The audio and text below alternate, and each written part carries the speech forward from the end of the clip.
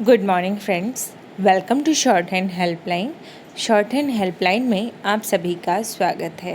तो चलिए स्टार्ट करते हैं आज का डिक्टेशन, जिसकी स्पीड होगी 70, 80, 90, 100 और 110 शब्द प्रति मिनट। इसकी आउटलाइंस की पीडीएफ एंड इसकी पीडीएफ आपको टेलीग्राम चैनल पर प्रोवाइड की जाती है। अगर आपने नहीं ज्वाइन किया है तो आप हमें कमेंट करके पूछ सकते हैं, ताकि हम उसका चैनल का लिंक आपको प्रोवाइड करा सकें। तो चलिए स्टार्ट करते हैं। सबसे पहले 70 शब्द प्रति मिनट का डिक्टेशन स्टार्ट होगा 3 सेकेंड बाद। स्टार्ट। चीन ने संयुक्त राष्ट्र सुरक्षा परिषद में पाकिस्तानी आतंकी साजिद मीर को प्रतिबंधित करने के अमेरिका और भारत के प्रस्ताव पर जिस तरह अड़ंगा लगाया, उससे फिर यही सिद्ध हुआ कि वह भारतीय हितों के विरुद्ध काम करने से बाज आने वाला नहीं है। साजिद मीर के बचाव में खड़े होकर चीन ने न केवल अपनी बेशर्मी का परिचय दिया, बल्कि यह भी साबित किया कि वह भरोसे के काबिल नहीं। पैरा।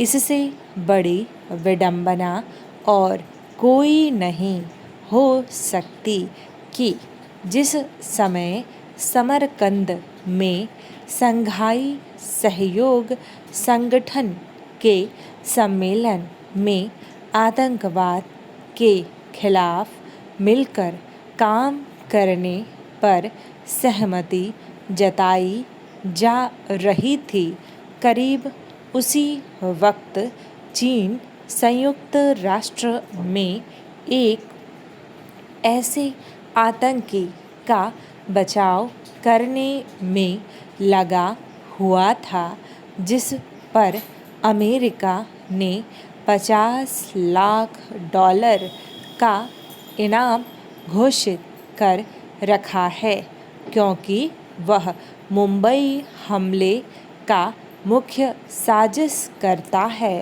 पैरा।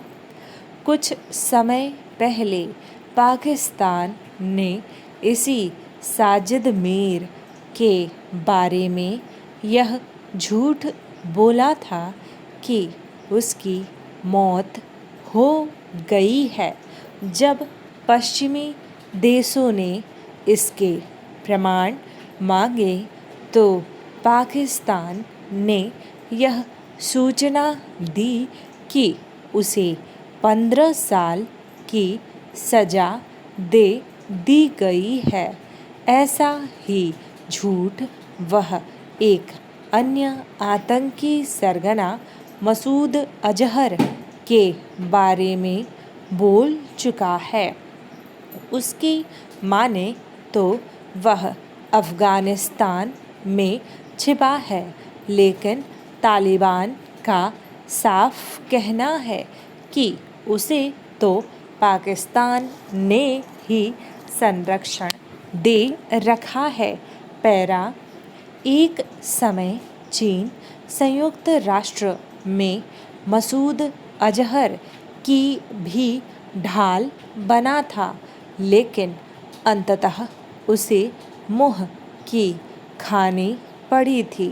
संयुक्त राष्ट्र में आतंकी साजिद मीर के बचाव की चीन की ताज़ा हरकत को देखते हुए यह अच्छा ही हुआ कि भारतीय प्रधानमंत्री ने समरकंद में न तो चीनी राष्ट्रपति से संवाद करना बेहतर समझा और न ही पाकिस्तानी प्रधानमंत्री से।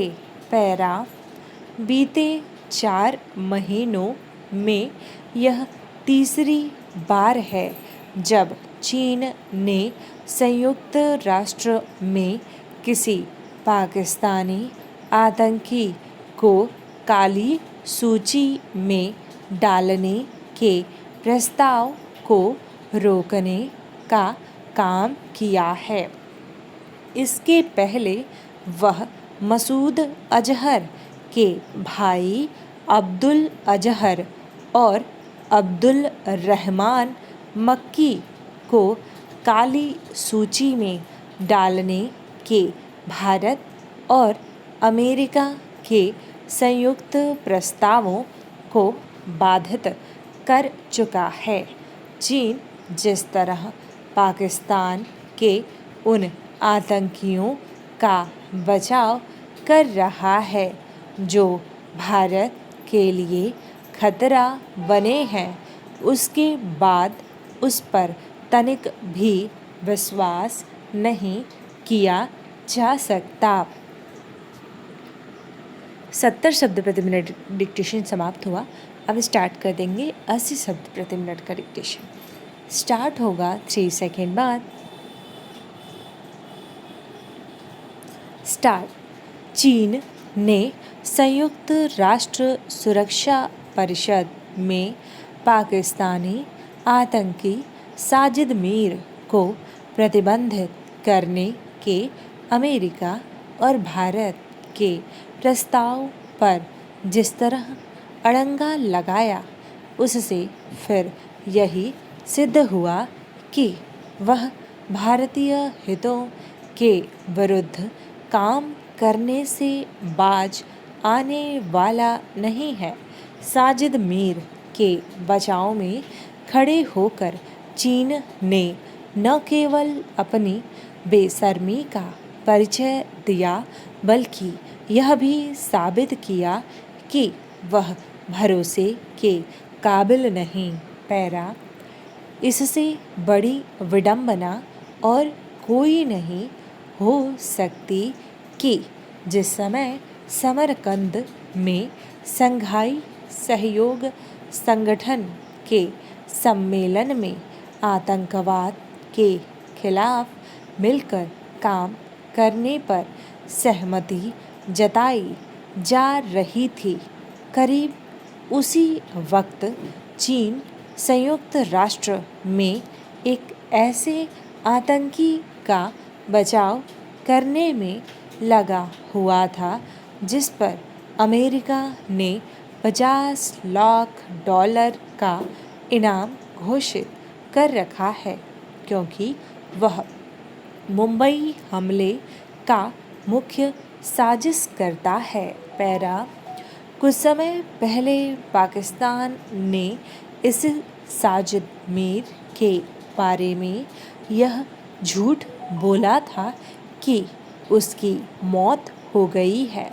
जब पश्चिमी देशों ने इसके प्रमाण मांगे तो पाकिस्तान ने यह सूचना दी कि उसे 15 साल की सज़ा दे दी गई है। ऐसा ही झूठ वह एक अन्य आतंकी सरगना मसूद अजहर के बारे में बोल चुका है। उसकी माने तो वह अफ़गानिस्तान में छिपा है, लेकिन तालिबान का साफ कहना है कि उसे तो पाकिस्तान ने ही संरक्षण दे रखा है। पैरा। एक समय चीन संयुक्त राष्ट्र में मसूद अजहर की भी ढाल बना था, लेकिन अंततः उसे मुँह की खानी पड़ी थी। संयुक्त राष्ट्र में आतंकी साजिद मीर के बचाव की चीन की ताज़ा हरकत को देखते हुए यह अच्छा ही हुआ कि भारतीय प्रधानमंत्री ने समरकंद में न तो चीनी राष्ट्रपति से संवाद करना बेहतर समझा और न ही पाकिस्तानी प्रधानमंत्री से। पैरा। बीते 4 महीनों में यह तीसरी बार है जब चीन ने संयुक्त राष्ट्र में किसी पाकिस्तानी आतंकी को काली सूची में डालने के प्रस्ताव को रोकने का काम किया है।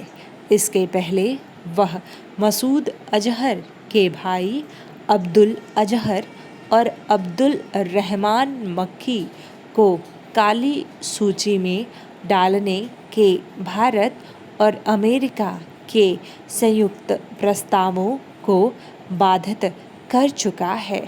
चीन जिस तरह पाकिस्तान के उन आतंकियों का बचाव कर रहा है जो भारत के लिए खतरा बने हैं, उसके बाद उस पर तनिक भी विश्वास नहीं किया जा सकता। पैरा भारत के लिए अब यह आवश्यक है कि वह शंघाई सहयोग संगठन में आतंकवाद के खिलाफ बनी सहमति को लेकर चीन को न केवल आईना दिखाए बल्कि उसे अंतर्राष्ट्रीय मंचों पर कटघरे में भी खड़ा करे, ठीक वैसे ही जैसे उसकी सेनाओं के अतिक्रमणकारी रवैये को लेकर किया।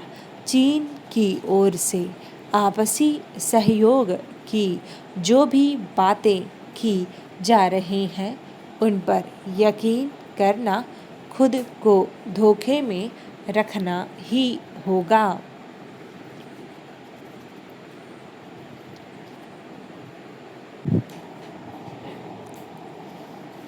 90 शब्द प्रति मिनट डिक्टेशन समाप्त हुआ। अब बारी है 90 शब्द प्रति मिनट डिक्टेशन की। 90 शब्द प्रति मिनट डिक्टेशन स्टार्ट होगा 3 सेकेंड बाद। स्टार्ट। चीन ने संयुक्त राष्ट्र सुरक्षा परिषद में पाकिस्तानी आतंकी साजिद मीर को प्रतिबंधित करने के अमेरिका और भारत के प्रस्ताव पर जिस तरह अड़ंगा लगाया, उससे फिर यही सिद्ध हुआ कि वह भारतीय हितों के विरुद्ध काम करने से बाज आने वाला नहीं है। साजिद मीर के बचाव में खड़े होकर चीन ने न केवल अपनी बेशर्मी का परिचय दिया, बल्कि यह भी साबित किया कि वह भरोसे के काबिल नहीं। पैरा। इससे बड़ी विडंबना और कोई नहीं हो सकती कि जिस समय समरकंद में शंघाई सहयोग संगठन के सम्मेलन में आतंकवाद के खिलाफ मिलकर काम करने पर सहमति जताई जा रही थी, करीब उसी वक्त चीन संयुक्त राष्ट्र में एक ऐसे आतंकी का बचाव करने में लगा हुआ था जिस पर अमेरिका ने $50 लाख का इनाम घोषित कर रखा है, क्योंकि वह मुंबई हमले का मुख्य साजिशकर्ता है। पैरा। कुछ समय पहले पाकिस्तान ने इसी साजिद मीर के बारे में यह झूठ बोला था कि उसकी मौत हो गई है। जब पश्चिमी देशों ने इसके प्रमाण मांगे तो पाकिस्तान ने यह सूचना दी कि उसे 15 साल की सज़ा दे दी गई है। ऐसा ही झूठ वह एक अन्य आतंकी सरगना मसूद अजहर के बारे में बोल चुका है। उसकी माने तो वह अफ़गानिस्तान में छिपा है, लेकिन तालिबान का साफ कहना है कि उसे तो पाकिस्तान ने ही संरक्षण दे रखा है। पैरा। एक समय चीन संयुक्त राष्ट्र में मसूद अजहर की भी ढाल बना था, लेकिन अंततः उसे मुँह की खानी पड़ी थी। संयुक्त राष्ट्र में आतंकी साजिद मीर के बचाव की चीन की ताज़ा हरकत को देखते हुए यह अच्छा ही हुआ कि भारतीय प्रधानमंत्री ने समरकंद में न तो चीनी राष्ट्रपति से संवाद करना बेहतर समझा और न ही पाकिस्तानी प्रधानमंत्री से पैरा। बीते 4 महीनों में यह तीसरी बार है जब चीन ने संयुक्त राष्ट्र में किसी पाकिस्तानी आतंकी को काली सूची में डालने के प्रस्ताव को रोकने का काम किया है। इसके पहले वह मसूद अजहर के भाई अब्दुल अजहर और अब्दुल रहमान मक्की को काली सूची में डालने के भारत और अमेरिका के संयुक्त प्रस्तावों को बाधित कर चुका है। चीन जिस तरह पाकिस्तान के उन आतंकियों का बचाव कर रहा है जो भारत के लिए खतरा बने हैं, उसके बाद उस पर तनिक भी विश्वास नहीं किया जा सकता। पैरा। भारत के लिए अब यह आवश्यक है कि वह संघाई सहयोग संगठन में आतंकवाद के खिलाफ बनी सहमति को लेकर चीन को न केवल आईना दिखाए बल्कि उसे अंतर्राष्ट्रीय मंचों पर कटघरे में भी खड़ा करे, ठीक वैसे ही जैसे उसकी सेनाओं के अतिक्रमणकारी रवैये को लेकर किया। चीन की ओर से आपसी सहयोग की जो भी बातें की जा रही हैं उन पर यकीन करना खुद को धोखे में रखना ही होगा। 90 शब्द प्रति मिनट डिक्टेशन समाप्त हुआ। अब बारी है 100 शब्द प्रति मिनट के डिक्टेशन की। तो चलिए स्टार्ट करते हैं 100 शब्द प्रति मिनट का डिक्टेशन। 100 शब्द प्रति मिनट और 110 शब्द प्रति मिनट जनसत्ता एडिटोरियल से लिया गया है। बाकी के डिक्टेशन दैनिक जागरण से लिया गया है। स्टार्ट। बिहार के बेगूसराय जिले में मंगलवार को 2 मोटरसाइकिलों पर सवार 4 लोगों ने सड़क पर जिस तरह का आतंक मचाया उसने एक बार फिर बिहार में सुशासन के दावे पर सोचने के लिए लोगों को मजबूर कर दिया। अराजकता और हिंसा के चुनावी मुद्दा बनने के बाद बिहार में सत्ता परिवर्तन हुआ था और सुशासन का भरोसा दिया गया। अपराधों की प्रकृति, उसके तुलनात्मक आंकड़े और उसके प्रति शासन का रुख बहस का विषय हो सकते हैं, लेकिन शायद कोई नहीं चाहेगा कि राज्य में आपराधिक तत्वों की गतिविधियां बेलगाम हो जाएं। पैरा। बेगूसराय की घटना के सुर्खियों में आने की वजह ही यह बनी कि इस अपराध की प्रकृति दूसरी वारदात के मुकाबले बिल्कुल अलग प्रकृति की थी। 2 मोटरसाइकिलों पर सवार 4 अपराधियों ने राष्ट्रीय उच्च पथ 28 पर करीब 30 किलोमीटर तक गाड़ी चलाते हुए बेलगाम गोलीबारी की। गोली लगने से एक व्यक्ति की जान चली गई और 10 लोग घायल हो गए। पहली नज़र में ही यह साफ लग रहा था कि सड़क पर गाड़ी चलाते हुए इस तरह गोलीबारी किसी खास व्यक्ति को निशाने पर लेकर हत्या करने के मकसद से नहीं बल्कि आतंक फैलाने के लिए की गई थी, जिसमें किसी की जान की परवाह नहीं थी। पैरा। स्वाभाविक ही घटना की प्रकृति को देखते हुए यह सवाल उठा कि इतनी लंबी दूरी तक कुछ अराजक तत्व लगातार गोलियां बरसाते रहे और इस बीच कहीं भी सड़क पर उन्हें रोकने टोकने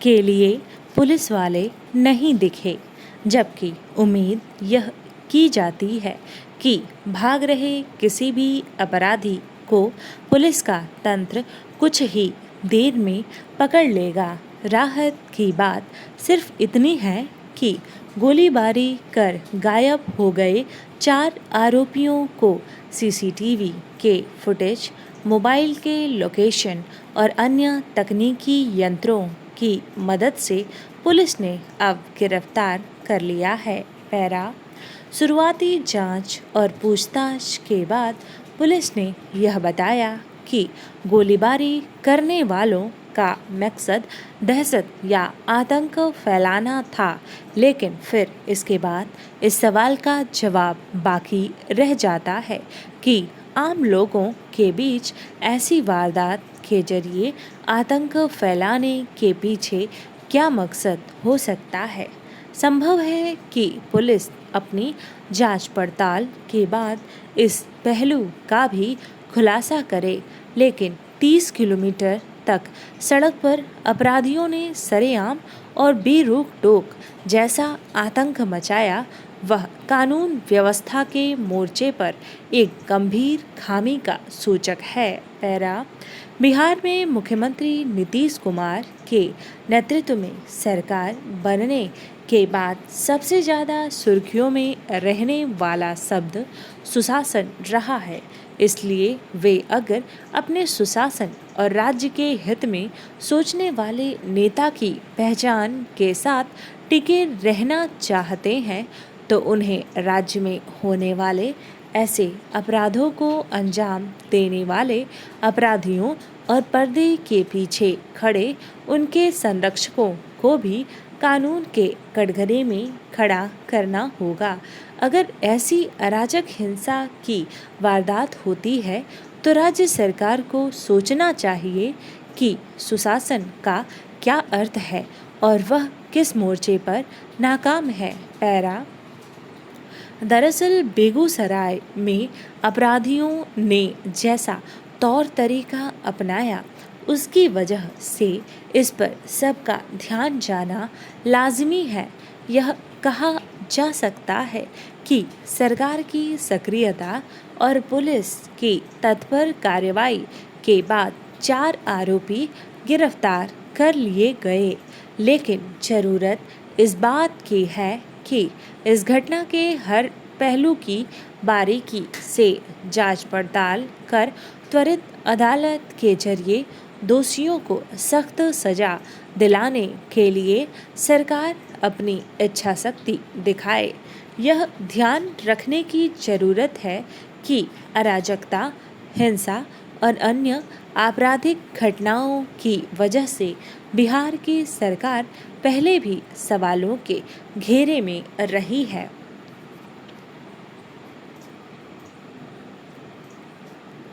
100 शब्द प्रति मिनट डिक्टेशन समाप्त हुआ। अब बारी है 110 शब्द प्रति मिनट के डिक्टेशन की। स्टार्ट होगा 3 सेकेंड बाद। स्टार्ट। बिहार के बेगूसराय जिले में मंगलवार को 2 मोटरसाइकिलों पर सवार 4 लोगों ने सड़क पर जिस तरह का आतंक मचाया, उसने एक बार फिर बिहार में सुशासन के दावे पर सोचने के लिए लोगों को मजबूर कर दिया।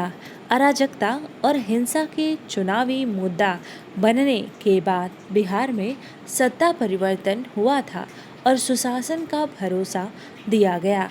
अपराधों की प्रकृति, उसके तुलनात्मक आंकड़े और उसके प्रति शासन का रुख बहस का विषय हो सकते हैं, लेकिन शायद कोई नहीं चाहेगा कि राज्य में आपराधिक तत्वों की गतिविधियां बेलगाम हो जाएं। पैरा बेगूसराय की घटना के सुर्खियों में आने की वजह ही यह बनी कि इस अपराध की प्रकृति दूसरी वारदात के मुकाबले बिल्कुल अलग प्रकृति की थी।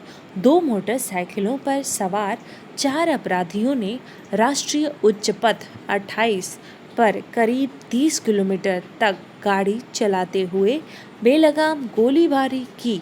गोली लगने से एक व्यक्ति की जान चली गई और 10 लोग घायल हो गए।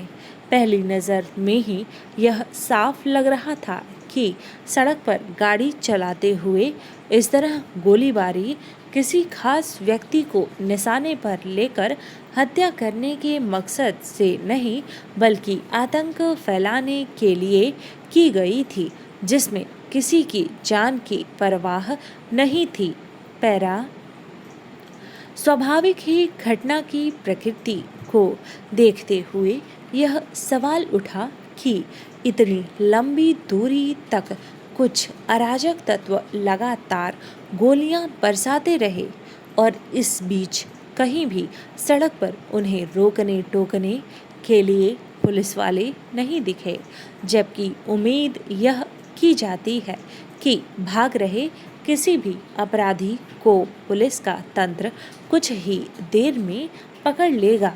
राहत की बात सिर्फ इतनी है कि गोलीबारी कर गायब हो गए 4 आरोपियों को सीसीटीवी के फुटेज, मोबाइल के लोकेशन और अन्य तकनीकी यंत्रों की मदद से पुलिस ने अब गिरफ्तार कर लिया है। पैरा शुरुआती जांच और पूछताछ के बाद पुलिस ने यह बताया कि गोलीबारी करने वालों का मकसद दहशत या आतंक फैलाना था, लेकिन फिर इसके बाद इस सवाल का जवाब बाकी रह जाता है कि आम लोगों के बीच ऐसी वारदात के जरिए आतंक फैलाने के पीछे क्या मकसद हो सकता है।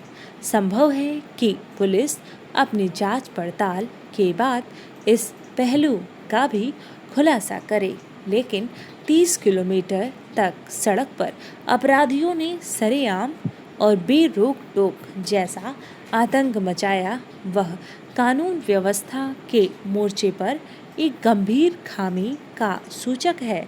पैरा बिहार में मुख्यमंत्री नीतीश कुमार के नेतृत्व में सरकार बनने के बाद सबसे ज़्यादा सुर्खियों में रहने वाला शब्द सुशासन रहा है। इसलिए वे अगर अपने सुशासन और राज्य के हित में सोचने वाले नेता की पहचान के साथ टिके रहना चाहते हैं, तो उन्हें राज्य में होने वाले ऐसे अपराधों को अंजाम देने वाले अपराधियों और पर्दे के पीछे खड़े उनके संरक्षकों को भी कानून के कटघरे में खड़ा करना होगा।